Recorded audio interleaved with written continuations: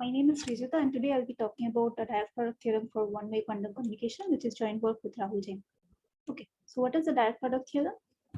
So it's essentially asking a question of how much harder it is to do k-independent instances of some task compared to doing one instance. So suppose you have some algorithm for doing one instance of a task. One naive way to do k-independent instances would be to run A independently on each instance. But is this the best we can do? So if you have a direct product theorem for the task, that tells you that indeed it is. And what does this mean? So if you require C resources for one instance of the problem, then at least CK resources would be required for K independent instances. And also if the success probability using C resources for one instance is 1 minus epsilon, then the success probability for K instances using CK resources should be 1 minus epsilon to the K in the probabilistic setting. We'll be talking about direct product theorems and in communication complexity and related parallel repetition theorems for non-local games. So let us see what those things are first. So in the non-local game setting, you have two spatially separated parties, Alice and Bob. In the quantum case, they may share entanglement. In the classical case, they just share randomness. Alice and Bob receive inputs x and y from two sets x and y, and according to some distribution mu, which is known. And there is a known predicate on x and y and AB, which are the output sets of Alice and Bob. So after receiving their inputs, Alice and Bob may do some unitaries and measurements on their parts of the shared entangled state, and then they give outputs A and B, and they're considered to win the game if ABXY satisfies the predicate B. Their success probability for a particular strategy that they can do is computed averaged over the distribution mu and the internal randomness of strategy that BXY AB is satisfied. And the quantum value of winning the game is the maximum success probability over all strategies. Now, in the communication setting instead, we have a known relation fxy on fxy and z. Alice and Bob are two spatially separated parties who share entanglement as before. But now on receiving inputs from X and Y, Alice and Bob can communicate. So they can send messages back and forth to each other as many times as they want in the general setting. So we'll be talking about the one-way setting where only one round of communication from Alice to Bob is allowed. Then at the end of all the messages being sent, Bob outputs an answer, which is the output of the protocol by XY. The communication cost of the protocol is the total number of bits or qubits communicated in the protocol. And the success probability, you can compute it in two ways. For example, you can consider the worst case success probability, which is the minimum overall xy, that pi xy is in the relation fxy.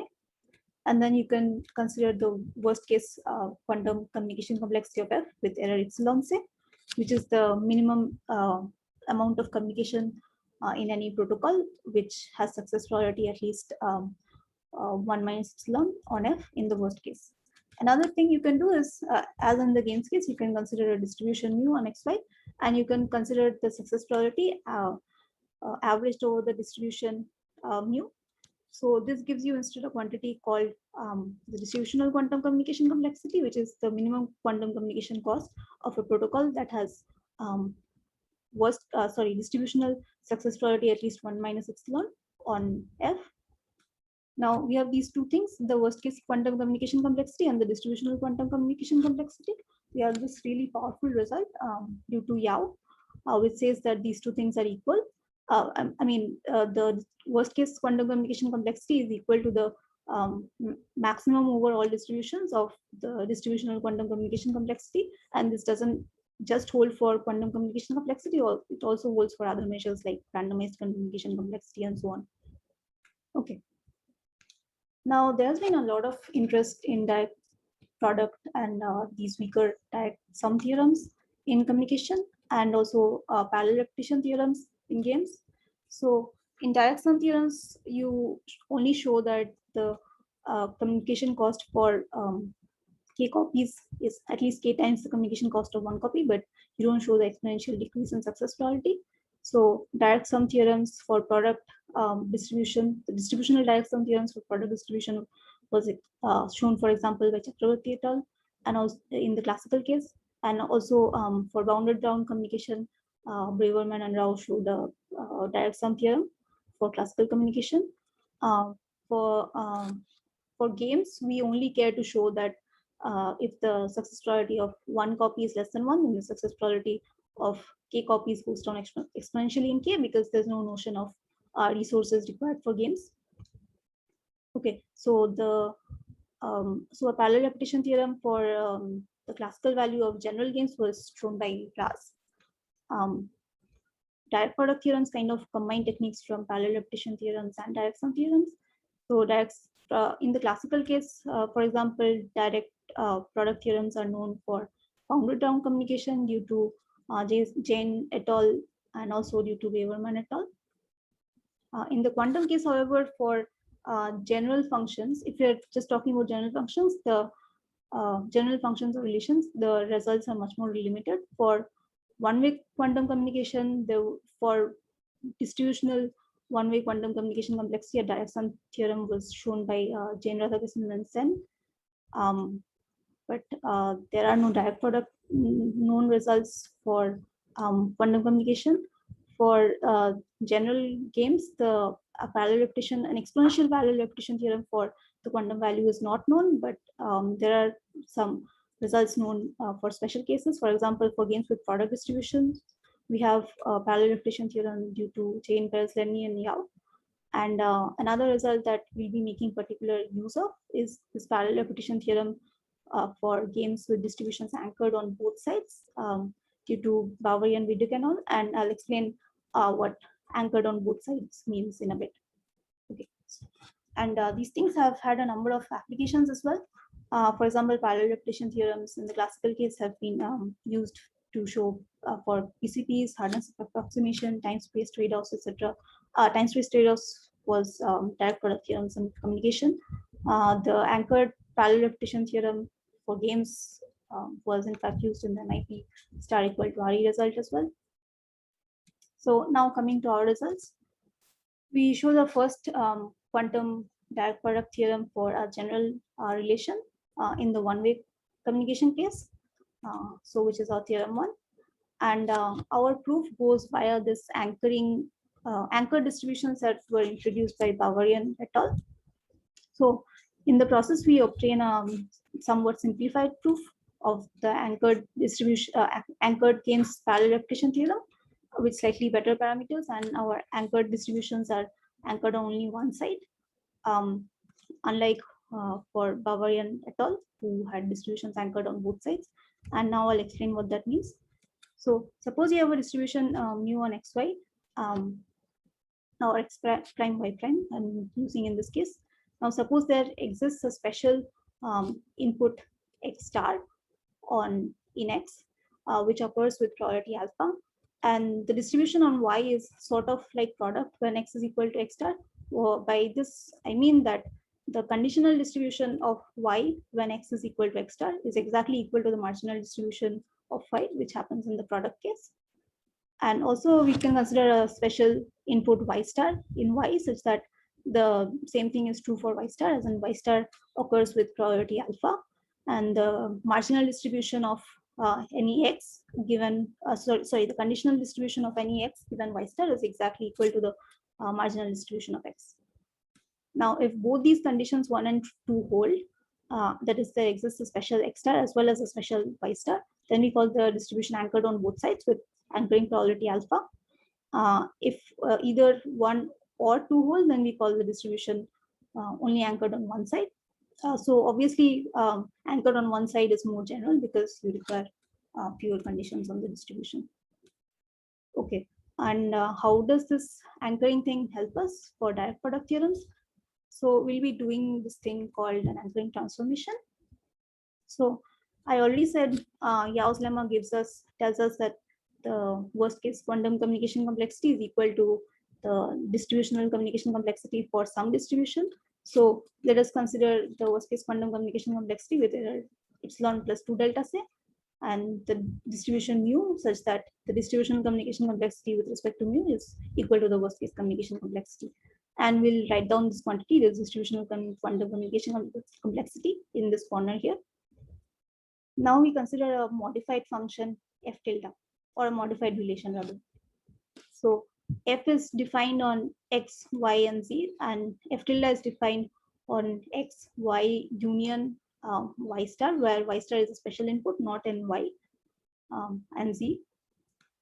So when xyz are from small xyz are from big xyz, f is exactly like f tilde is exactly like f, but when y is equal to y star, then regardless of the input of Alice, Bob can give any output, and that's still in f tilde.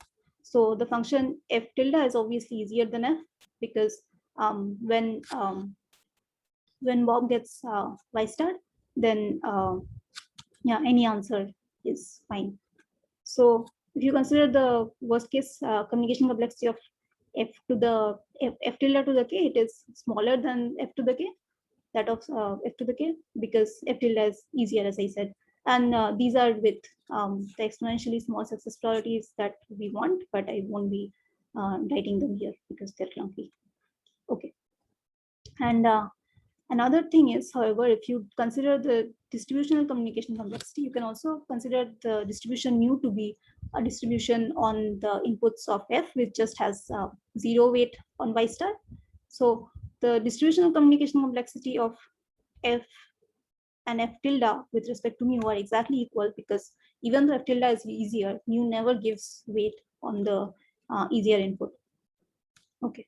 Now we consider an anchor distribution on the inputs of f tilde, where so mu did not give any weight to y star. So we'll make this transformed anchor distribution mu prime give some weight delta to y star, and it will be anchored. So with respect to y star, so when y is equal to y star, the conditional distribution of x is exactly equal to its marginal distribution, and then the rest of the time mu prime is basically just equal to mu xy, except normalized with probability 1 minus delta. Okay. So we know, due to Yau's lemma, that the worst case distributional communication complexity of f is f tilde to the k is lower bounded by any the distributional communication complexity of f tilde to the k due to any distribution. So in particular, it's lower bounded by the distributional communication complexity with respect to mu prime to the k.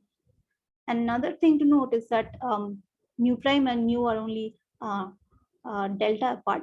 So you can use a distributional protocol for mu prime to give a distributional protocol for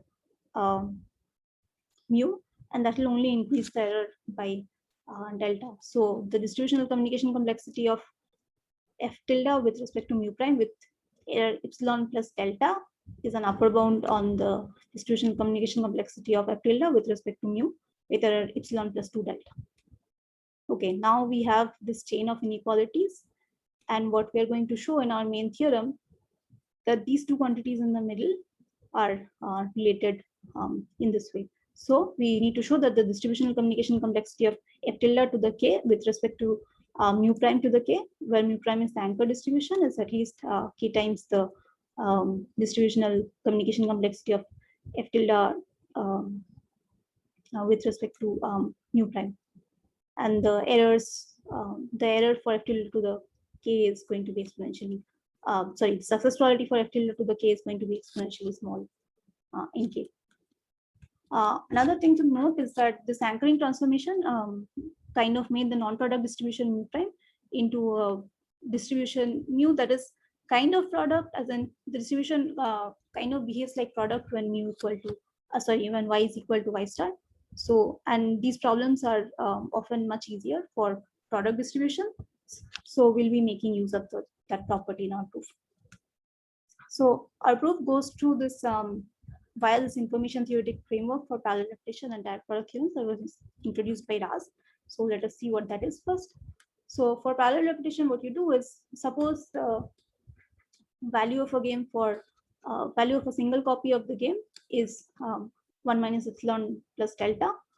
We'll show that the value of k copies is at most 1 minus epsilon to the delta square k.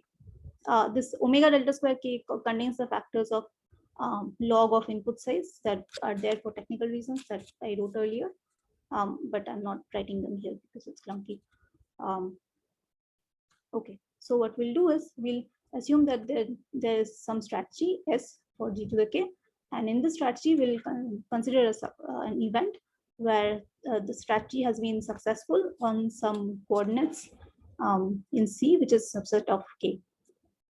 Okay, if the success probability in C, that is the probability of E is already 1 minus epsilon to the delta square K, then we are done, because then obviously the success probability of all K instances also at most 1 minus epsilon to the delta square K. Otherwise, we'll show that there exists some good I that is not in C, such that if the success probability on this I conditioned on E is at least 1 minus epsilon, then you can give a strategy for a single copy of G which has success probability 1 minus epsilon plus delta.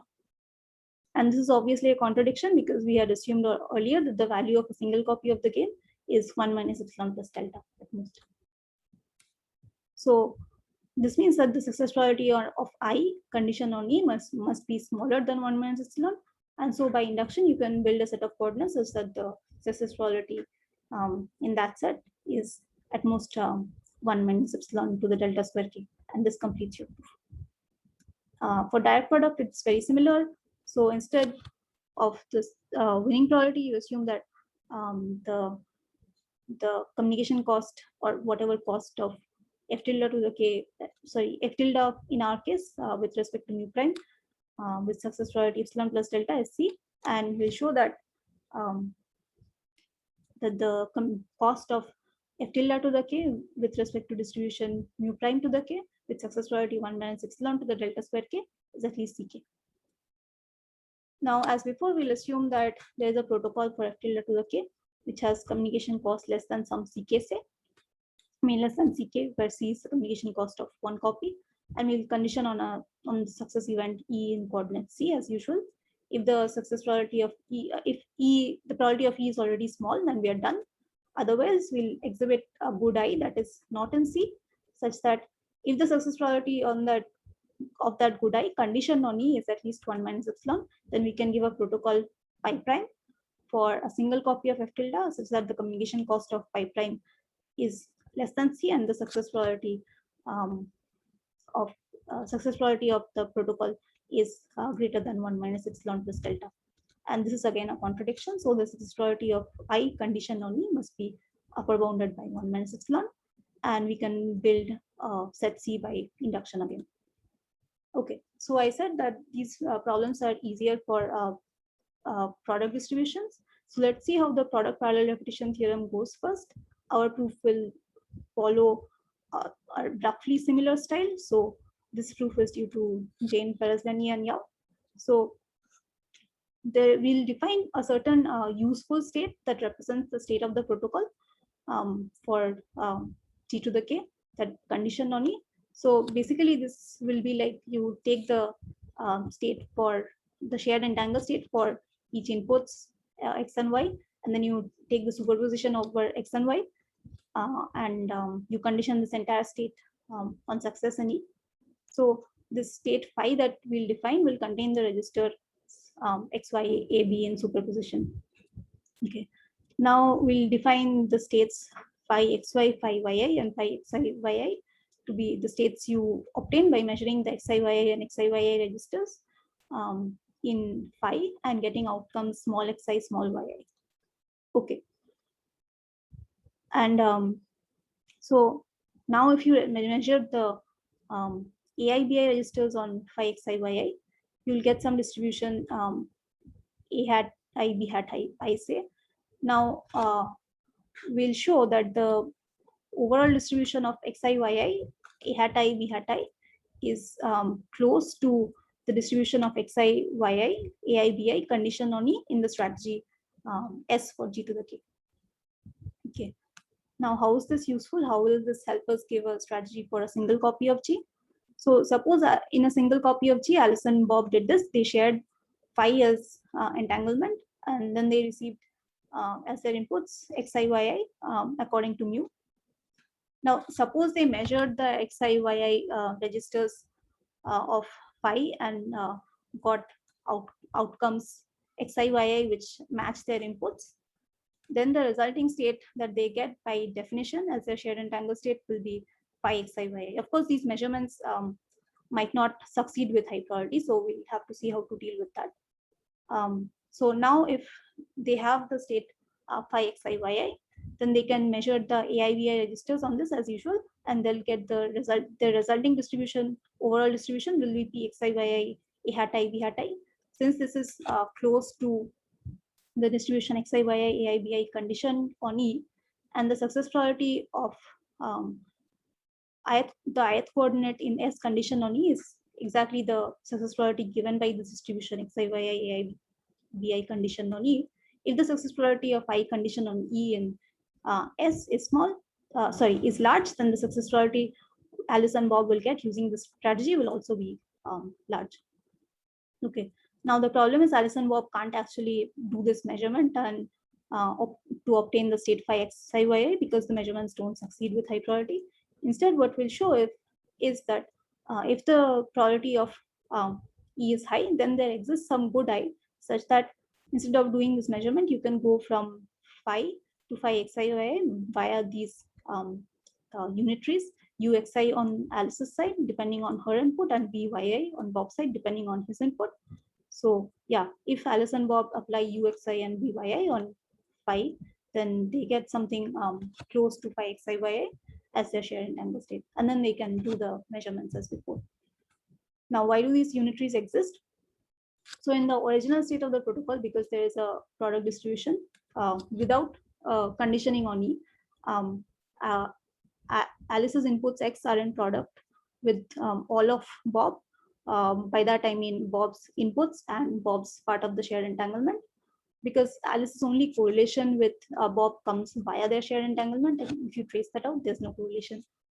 And similarly for Bob, Y is product with all of Alice, and in particular Y in which is not in C is product with all of Alice.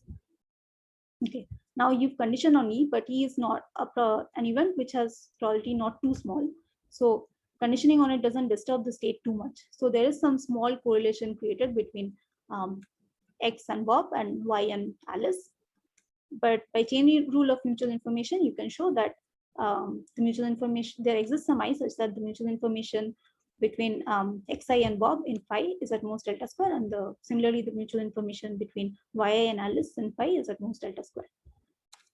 Okay, so what this means is that the Bob's parts of the state phi Xi and phi are very close, delta close. So by Ullmann's theorem, you can say that there exist unitaries uxi on Alice's side, such that if you apply uxi on phi, then on expectation over X, you get delta close to the state phi xi. And similarly on Bob's side, you have these unitaries byi, such that if you apply them on phi, then on expectation over yi, you get delta close to phi yi. Okay. Since the unitary byi commutes with the operator that just measures the state and measures the xi register of phi and then records it, you can say that if you act byi on phi xi instant, then on expectation over xi yi, you get close to phi xi yi. So combining these two, you can say that on expectation over xi yi, uxi byi takes you close to the state phi xi yi. Okay, and these are the unitaries that we need, so that completes the proof in the product case.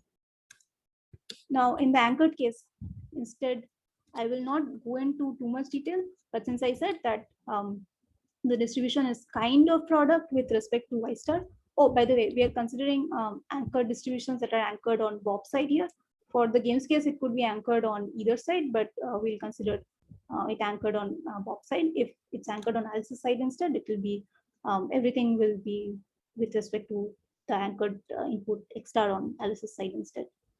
Okay, so since the distribution is kind of product if Y is equal to Y star, so everything similar to the product case will hold with just phi just replaced by phi Y star, where phi is Y star is the state you get if you measure the YI register on phi and get outcome Y star.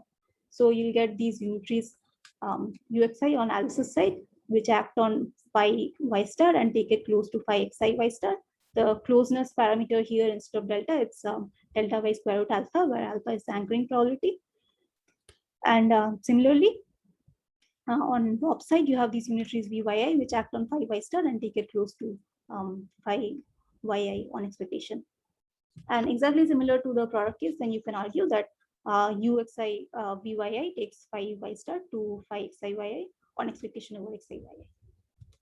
Now then, so the strategy for a single copy of G is Alice and Bob, instead of phi, they share the state phi yi y star, and then they apply these unitaries uxi yi on it, and then they get the resulting state close to phi xi yi, and they can do the measurements on the AIBI registers and give answers as usual, like in the product case.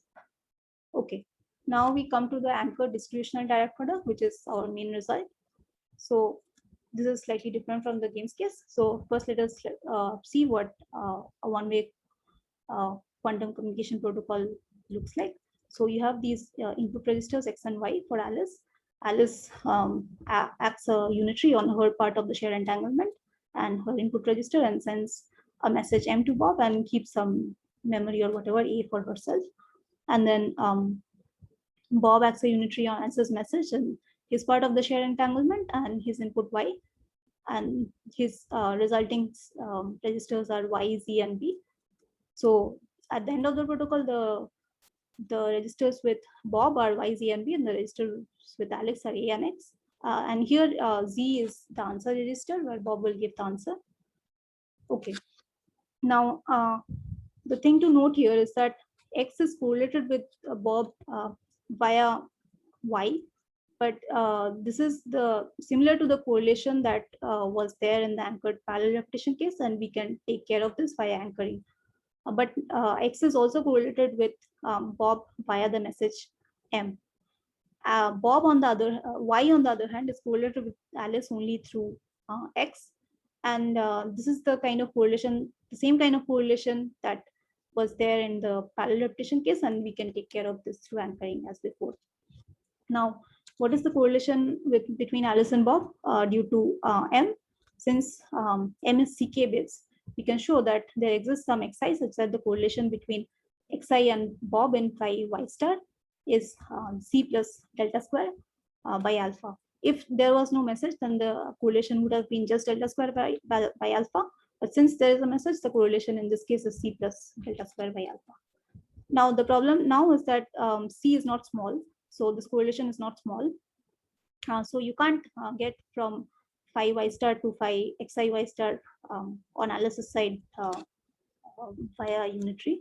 Instead, what we'll do is we'll use this message compression result due to Jane Radhakrishnan and Sen, which says that if you have a state like this, say XAB, where the correlation between the mutual information between X and B is some C prime, then there exist projectors which act on only XA and succeed with probability 2 to the C by delta on sigma, and the state the state condition on success of these projectors phi x is close to sigma x on expectation over X.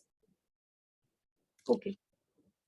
Now, so in this case, then we can show that because we have this mutual information bound between Xi and Bob in phi y star, we can show that they're using the Jane Radhakrishnan and Sen result, we can show that there exist projectors phi Xi acting on Alice's side, which succeed with probability say 2 to the minus C by delta square on phi y star, and on success, condition on success, take it close to phi xi y star. And similar to the product case, similar to the game case, you can argue that if you condition on success of phi xi on phi y star, and then act byi on the resulting state, then the state will be close to phi xi yi. Now, what will Alice and Bob do as a strategy for a single copy of F tilde? So since this pi xi projector does not succeed with high priority on phi y star, they can't just share one copy of phi y star and expect to succeed on it. But since the success probability is like 2 to the minus c by delta square, they can share 2 to the c by delta square copies, and that guarantees that with high priority, if Alice does the measurement on all of them, she will succeed on at least one. Okay, so that's what they'll do. Alice and Bob will share 2 to the c by delta square copies, and Alice will do the measurement on all of them. So she'll succeed on, say, the jth copy with high priority, and condition on success, the resulting shared state on the jth copy between Alice and Bob is phi xi y star. Now, Alice sends this index j as a classical message to Bob. This requires exactly cy delta square bits, but we're fine with this. We're fine with this much communication. And then Bob knows what the jth index is, and then he can apply his byi unitary on the jth shared state, and then the resulting shared state between Alice and Bob on the jth index is phi xi yi, and Bob can do a measurement on the zi register of this as usual to obtain his output, and that is close to the output distribution that he needs. And this completes the proof of the anchored distributional direct product. Okay. Now, so to conclude, we gave a simpler, arguably, proof of the parallel repetition theorem for the quantum value of anchored games, and we gave a direct product theorem for one-way quantum communication via anchoring. For future work, it would obviously be interesting to see if any of these results can be generalized to direct sum or direct product theorems for bounded round quantum communication instead, because in the classical case, direct product theorems are known for bounded round quantum communication or even two round, because it's really not clear how to generalize the anchoring technique for even two rounds of communication. And another interesting thing to see would be if there are other applications of anchoring, because this technique that we adapted from Bavarian et al. Is quite powerful, and yeah, it potentially has other applications. Okay, that's my talk. Thanks for listening.